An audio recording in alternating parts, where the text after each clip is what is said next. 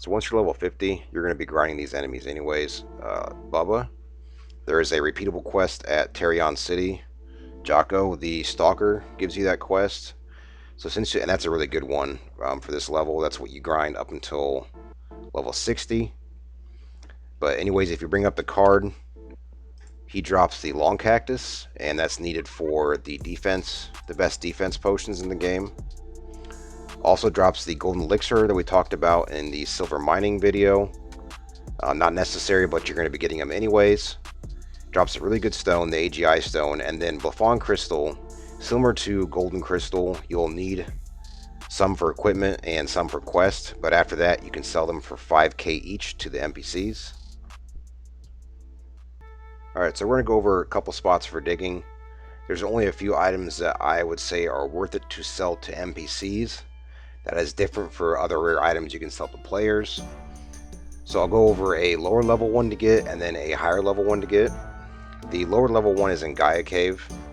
And before we get into both of these, I just want to say that for the trading option on digging, loot upgrade would help you the most here.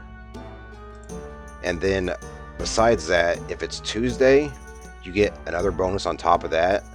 So my opinion would be to wait until Tuesday to do this and put a number of points in loot upgrade. So the items you can get here are Snail Fossil and Cave Painting. The Snail Fossil goes into the Soup of Snail MP buff, so it's good for making that. But besides that, it's also good for selling. These sell for 20 to the NPC. Same with the Cave Painting. The Cave Painting, you only need 1 or 2 for a quest, and then you don't need them anymore. So pretty easy way to make money here. The only other downside is you have to go back to town in order to get your mole recharged. It would be nice in the future to have a Warp to Gaia Cave. You can get some from a quest, but you can't actually buy them anywhere. Okay, the next digging spot is higher level. You have to be at least level 40 in order to warp to Terrion. You can walk here from Golden, however, it just would take a lot longer, but you can do that.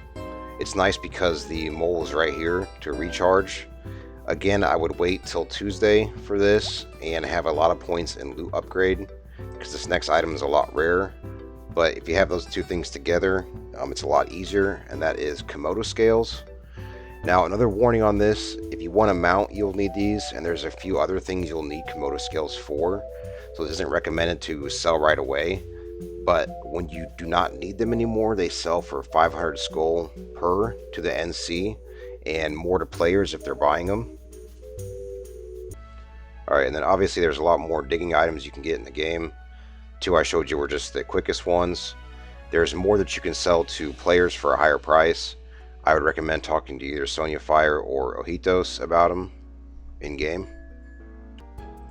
Alright, so I won't go over how to kill Fungrim. I have a video on that already. But if you turn in the quest and look at your combat chat, you still get 200 skull each time you kill him. And he also has a 100% drop on this, which is 1k. And probably the reason why it still costs 1k, so technically it's 1.2k with the quest. This one, however, costs 1k to sell to the NPC as well. I'm not sure why. It should probably be raised up. I'd think maybe 3k, 5k be fine.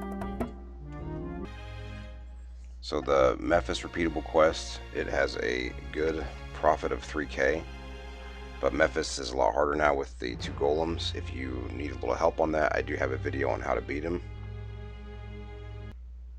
Alright, and for the drops from Mephus and the golem, once you have all the equipment that you need from Mephus and the bolts from the golem, they sell for a pretty good price at the NPC. The horn and the bracelet sell for 3k and 5k, and then the bolts also sell for 5k each. Good way to make money if you can solo Mephus.